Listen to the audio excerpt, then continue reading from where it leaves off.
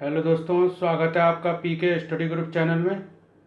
यहाँ दोस्तों हम विभिन्न प्रकार के जीके के प्रश्न यहाँ आपको बताने जा रहे हैं, जो विभिन्न प्रतियोगी परीक्षाओं जैसे SSC, banking, teaching jobs, railways, PSC और विभिन्न क्षेत्रों की, विभिन्न प्रदेशों की विभिन्न प्रतियोगी परीक्षाओं में आपके लिए उपयोगी सिद्ध होंगे। तो दोस्तों यहाँ पे हम जीके के प्रश्न शुरू करते हैं। तो सबसे पहला प्रश्न है हमारा यहाँ पे। चलिए शुरुआत करते हैं दोस्तों। पंजाबी भाषा की लिपि है। पहला प्रश्न है हमारा, पंजाबी भाषा की लिपि है। तो पंजाबी भाषा की लिपि क्या है? चार ऑप्शन आपके पास दिए गए हैं। पहला ऑप्शन है पाली, दूसरा ऑप्शन है कन्नड़, तीसरा ऑप्शन है पनघड़, चौथा है गुरुमुखी। तो बताइए दोस्तों, पंजाबी भाषा की लिपि क्या है इनमें से? तो दोस्तों देखिए, यहाँ पे पंजाबी भाषा की लिपि है गुरुमुखी। गुरुमुखी लिपि, option number 4 is the right answer. Punjabi भाषा की लिपि कौन सी है? गुरुमुखी। नेक्स्ट क्वेश्चन की ओर चलते हैं दोस्तों। हिंदी दिवस मनाया जाता है। यहाँ पे आपके पास चार ऑप्शन दिए गए हैं।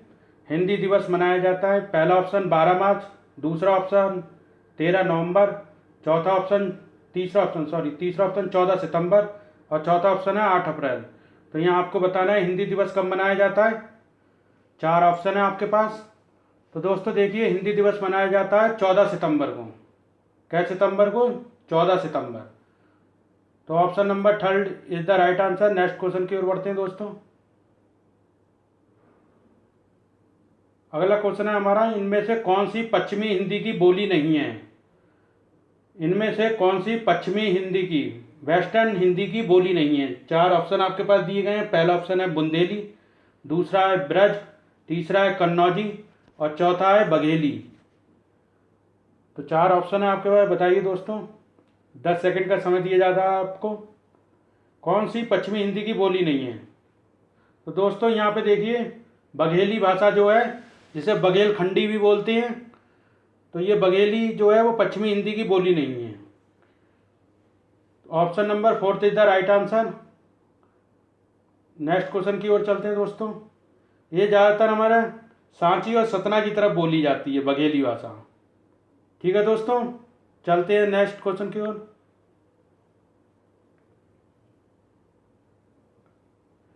अगला क्वेश्चन है, भारतीय संविधान के किस अनुच्छेद में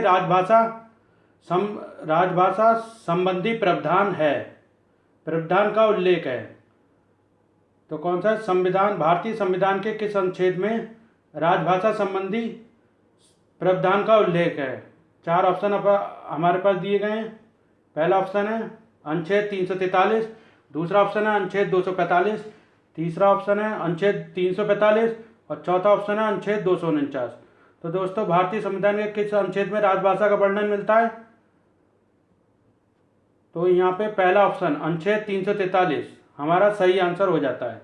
अनुच्छेद 343 इज द राइट आंसर। पहला option is the right answer. Next question की ओर बढ़ते हैं दोस्तों।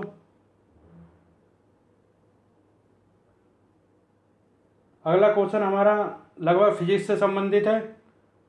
तो पढ़ते हैं क्वेश्चन। यदि आपतन कोण का मान 60 डिग्री है, यदि आपतन कोण का मान हमारा 60 डिग्री है, तब हमें परावर्तन कोण का मान बताना है। तब परावर्तन कोण का मान होगा, क्या होगा दोस्तों बताना है। अगर आपतन कोण 60 डिग्री है तो परावर्तन कोण क्या होगा? तो देखिए दोस्तों, इसे हम छोटी सी प्रक्रिया द्वारा समझ लेते हैं। देखते हैं इसे दोस्तों। देखिए, ये एक हमारा समतल प्लेन है। इस पे एक किरण जो है वो 60 अंश के कोण पे आपतित होती है। कितने अंश के कोण पे? 60 अंश के कोण पे। तो देखिए, अगर कोई प्रकाश की किरण किसी प्लेन समतल पे 60 अंश के कोण पे किसी कोण पे आपतित होती है, तो आपको ये पता है कि वो समतल से उसी मीडियम में उसी कोण से वापस हो जाती है। तो अगर 60 डिग्री हमारा आपतन कोण है तो परावर्तन कोण हमारा क्या होगा? 60 डिग्री। कितना होगा? 60 डिग्री। तो अगर हमारा आपतन कोण 60 डिग्री है तो परावर्तन कोण भी दोस्तों क्या होता है? 60 डिग्री। तो इसमें से थर्ड ऑप्शन हमारा सही हो जाता है।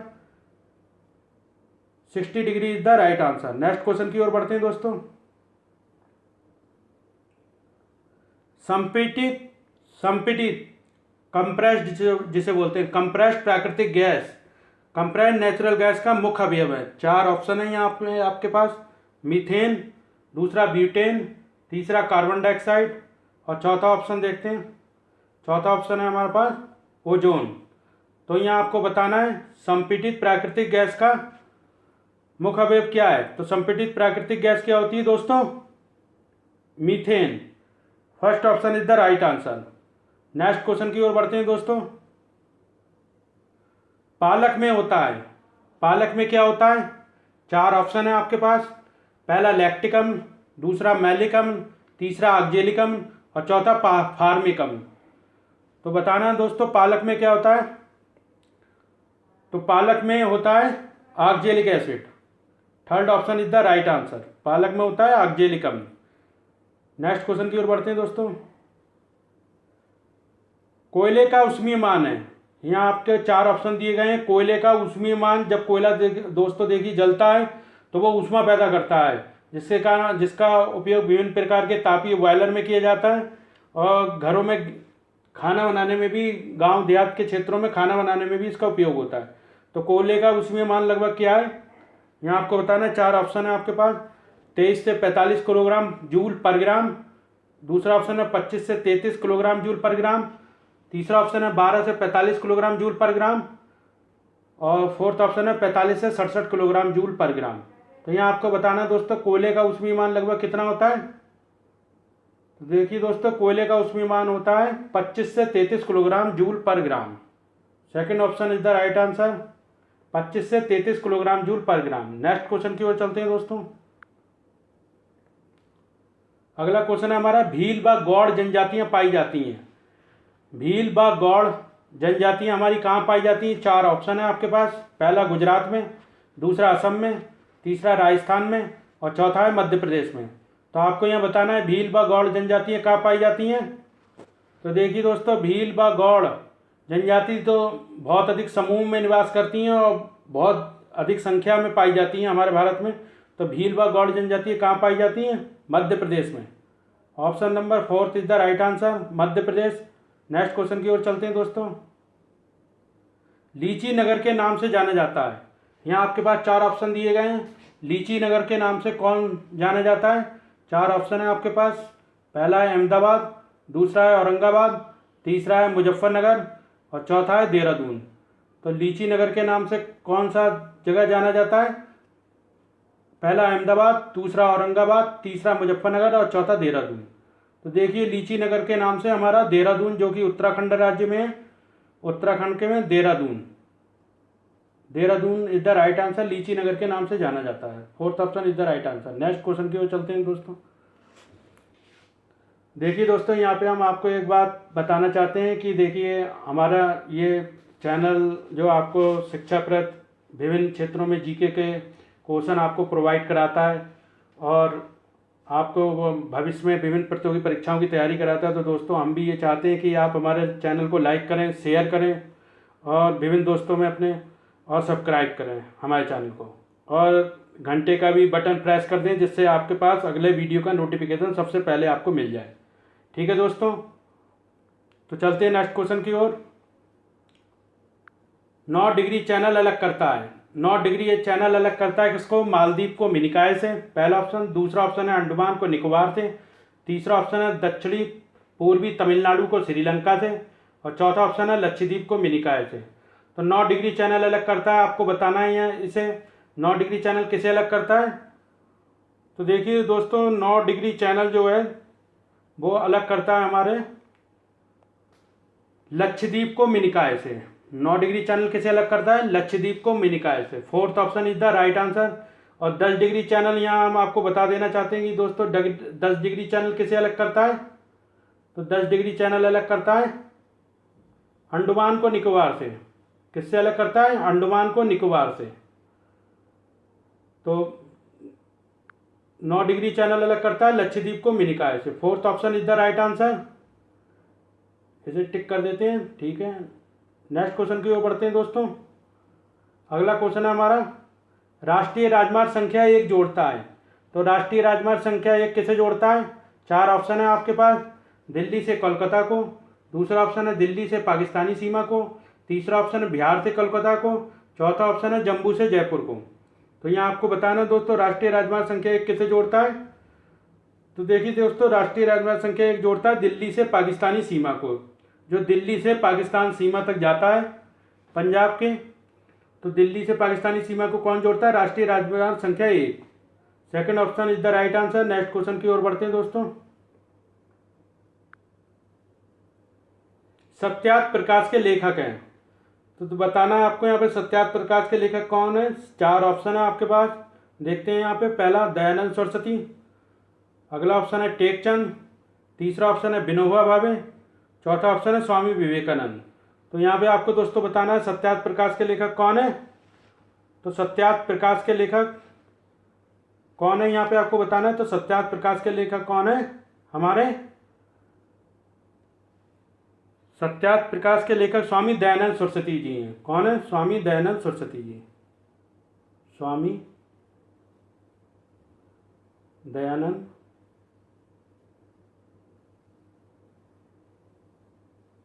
सरस्वती।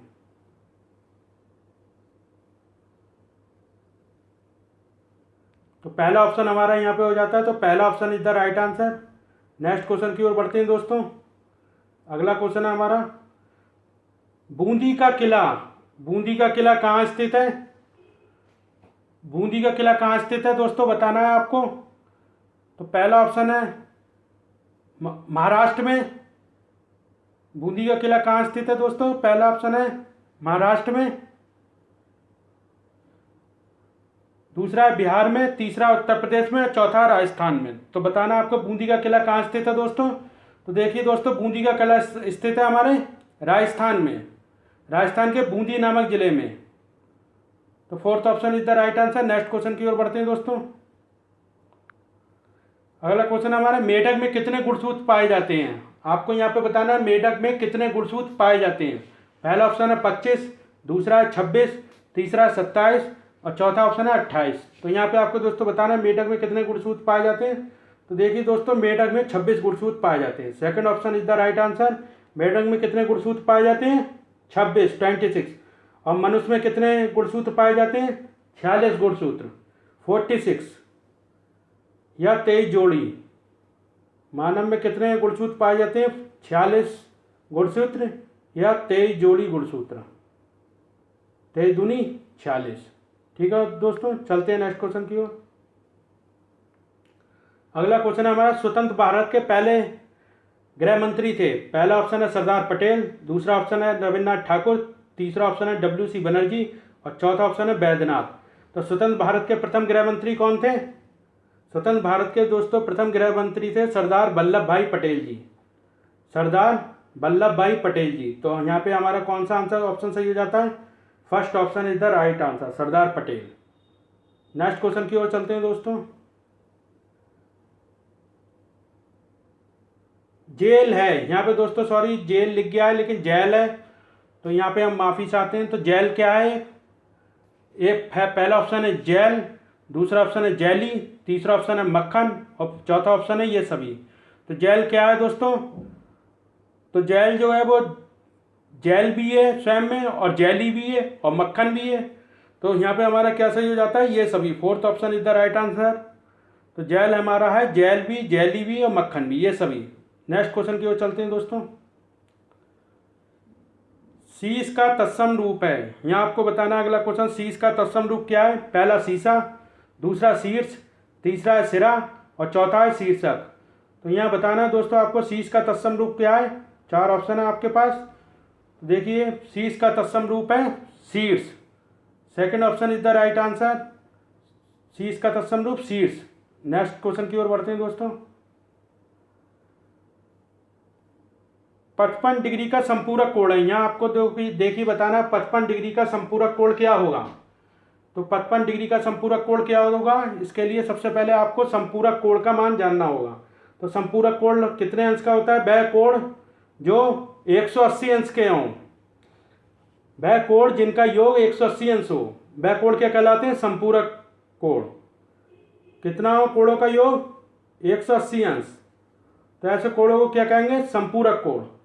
तो देखिए 55 अंश का संपूरक कोण क्या होगा हमारा यहाँ पे।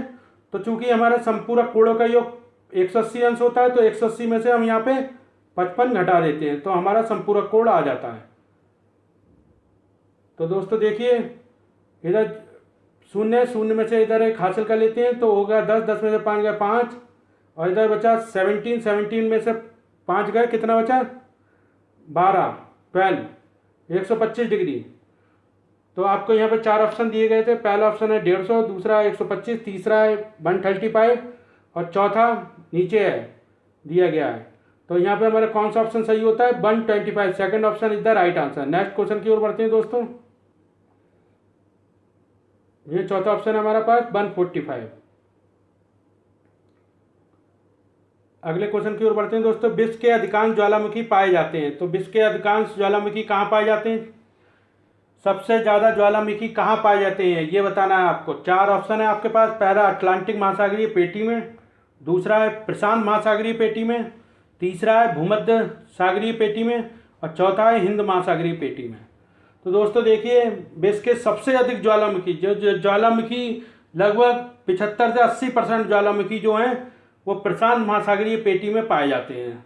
प्रशांत महासागर के आसपास चारों तरफ ज्वालामुखियों से घिरा हुआ है, इसे प्रशांत महासागरीय पेटी भी बोलते हैं। तो second option is the right answer. Next question की ओर चलते हैं दोस्तों। प्रशांत महासागरीय पेटी, जी हाँ दोस्तों। नेक्स्ट क्वेश्चन की ओर चलते हैं, ठीक है। अगला क्वेश्चन है हमारे पास। पेट्रोलियम के उत्पादन में प्राकृतिक गैस पाई जाती है। पेट्रोलियम के उत्पादन में प्राकृतिक गैस पाई जाती है किस परिसर में, आपको यहाँ पे परिसर बताना है। ताप परिसर। 4 ऑप्शन है आपके पास। पेट्रोलियम के उत्पादन में प्राकृतिक गैस पाई जाती है किस परिसर में पाई जाती है। पहला ऑप्शन है ताप परिसर 30 डिग्री से ऊपर, दूसरा ऑप्शन है ताप परिसर 30 डिग्री से नीचे, थर्ड ऑप्शन है टेम्परेचर रेंज 100 डिग्री से नीचे, चौथा ऑप्शन है टेम्परेचर रेंज 100 डिग्री से ऊपर। तो देखिए दोस्तों जब पेट्रोलियम हमारा बनाया जाता है तो पेट्रोलियम के उत्पादन में सबसे पहले हमारी प्राकृतिक गैस ही बनती है।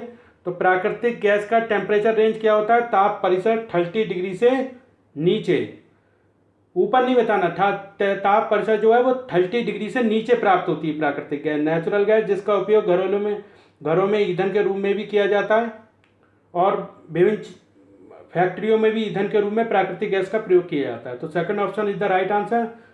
टेम्परेचर रेंज 30 डिग्री से नीचे। नेक्स्ट क्वेश्चन की ओर बढ़ते हैं दोस्तों। प्रोलॉग है, यहाँ आपको बताना है प्रोलॉग क्या है।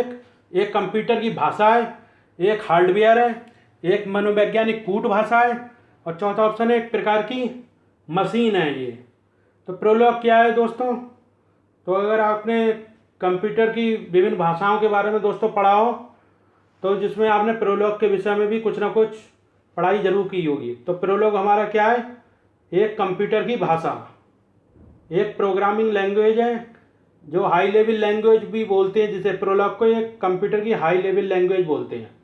तो क्या है प्रोलॉग, एक कंप्यूटर की भाषा। First option is the right answer. Next question की ओर बढ़ते हैं दोस्तों। सबसे बड़ा बीजांड है, सबसे बड़ा बीजांड क्या है, यहाँ 4 ऑप्शन दिए गए हैं आपके पास। पहला ऑप्शन है ट्राइलियम, दूसरा ऑप्शन है कैंथ, तीसरा ऑप्शन है साइकस और चौथा ऑप्शन है पोपियम। तो सबसे बड़ा बीजांड क्या है दोस्तों, ट्राइलियम, कैंथ, साइकस या पोपियम, आपको बताना है यहाँ पे। तो सबसे बड़ा बीजांड है दोस्तों साइकस, जिसे जीवित जीवाश्म भी बोला जाता है। सबसे बड़ा बीजांड क्या है, साइकस, इसे जीवित जीवाश्म भी बोला जाता है। नेक्स्ट क्वेश्चन की ओर चलते हैं दोस्तों। अगला क्वेश्चन है हमारा, मानव गुर्दे का भार है। तो मानव गुर्दे का भार लगभग कितना होता है। 4 ऑप्शन है आपके पास। पहला ऑप्शन है 110 ग्राम, दूसरा ऑप्शन है 210 ग्राम, तीसरा ऑप्शन है 222 ग्राम और चौथा ऑप्शन है 150 ग्राम। तो मानव गुर्दे का भार कितना होता है दोस्तों लगभग, तो देखिए यहाँ पे मानव गुर्दे का जो भार होता है दोस्तों वो होता है हमारा 150 ग्राम। कितना होता है, 150 ग्राम, 150 ग्राम लगभग। Fourth option is the right answer. Next question की ओर बढ़ते हैं दोस्तों। अगला क्वेश्चन है हमारा, फोटान का वेट होता है। तो फोटान का वेट कितना होता है। पहला ऑप्शन है 0, दूसरा ऑप्शन है +1, तीसरा ऑप्शन है -1 और चौथा ऑप्शन है 1/2। तो दोस्तों आपको ये बताना है फोटॉन का वेट कितना होता है। तो फोटॉन का वेट होता है हमारा 0, शून्य। फोटॉन जो किसी भी लाइट वेव से आते हैं, प्रकाश किरण से फोटॉन हमें मिलते हैं, तो फोटॉन का दोस्तों वेट कितना होता है, वजन 0। पहला option is the right answer. Next question की ओर बढ़ते हैं दोस्तों। अगला क्वेश्चन है हमारा, संविधान निर्माण करने वाला प्रथम देश है। संविधान निर्माण करने वाला प्रथम देश कौन सा है? यूएसए, दूसरा है कनाडा, तीसरा है ऑस्ट्रेलिया और चौथा है नीदरलैंड। तो संविधान निर्माण करने वाला प्रथम देश है USA. First option is the right answer. USA ने सबसे पहले संविधान निर्माण किया था। तो संविधान निर्माण करने वाला प्रथम देश कौन सा है? USA. First option is the right answer. Next question की ओर बढ़ते हैं दोस्तों।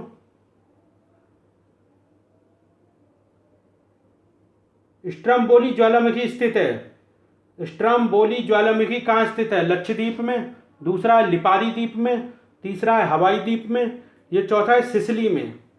तो यहाँ आपको बताना दोस्तों, स्ट्रम्बोली ज्वालामुखी जो एक सक्रिय ज्वालामुखी भी है, ये कहाँ स्थित है दोस्तों? आपको 4 ऑप्शन है, लक्षद्वीप, दूसरा है लिपारी द्वीप में, तीसरा है हवाई द्वीप में और चौथा है सिसिली में। तो स्ट्रम्बोली ज्वालामुखी कहाँ स्थित है? लिपारी द्वीप में। Option number second is the right answer, Lipari द्वीप। नेक्स्ट क्वेश्चन की ओर बढ़ते हैं दोस्तों। इथोपिया की राजधानी है। इथोपिया की राजधानी बतानी है दोस्तों। यहाँ पे आपको 4 ऑप्शन है आपके पास। पहला नैरोबी, दूसरा कराकस, तीसरा है वर्न और चौथा है अदीस अबाबा। तो इथोपिया की राजधानी क्या है दोस्तों? आपको यहाँ बताना है। तो इथोपिया की राजधानी है दोस्तों अदीस अबाबा। और देखिए बाकी हम तीनों की भी राजधानी आपको बता देते हैं जो किन किन देशों की राजधानी है। देखो, बर्न जो है वो स्विट्जरलैंड की राजधानी है, कराकस जो है वो वेनेजुएला की राजधानी है और नैरोबी की राजधानी क्या है दोस्तों? नैरोबी की केन्या। तो यहाँ पे हम लिख देते हैं आपको, जिससे आप इन्हें ढंग से याद कर लें। तो नैरोबी किसकी राजधानी है? केन्या की। किसकी राजधानी है? केन्या की। कराकस किसकी है? वेनेजुएला की। वेनेजुएला।